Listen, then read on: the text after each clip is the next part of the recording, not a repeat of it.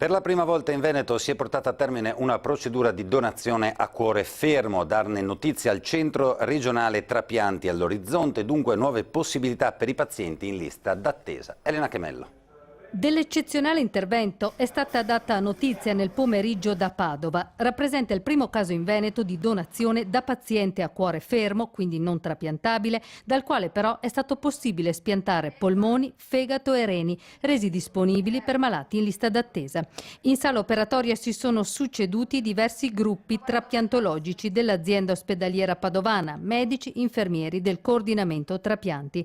La novità consiste nel fatto che in questo caso, e per la prima volta, si è proceduto al trapianto dopo la diagnosi di morte cardiaca del paziente donatore, mentre normalmente si considera il criterio neurologico, ovvero l'assenza di attività cerebrale. In Veneto il programma di donazione a cuore fermo è attivo già dal 2017, ma i casi precedentemente presi in considerazione non erano considerati idonei per garantire la sicurezza a chi li avrebbe ricevuti. Gli esperti del Centro Regionale Trapianti parlano ora di una ulteriore opportunità che è resa pienamente possibile dalla normativa e dalle attuali tecnologie. Attualmente in Regione i pazienti in lista d'attesa per il trapianto di un organo sono oltre 1200.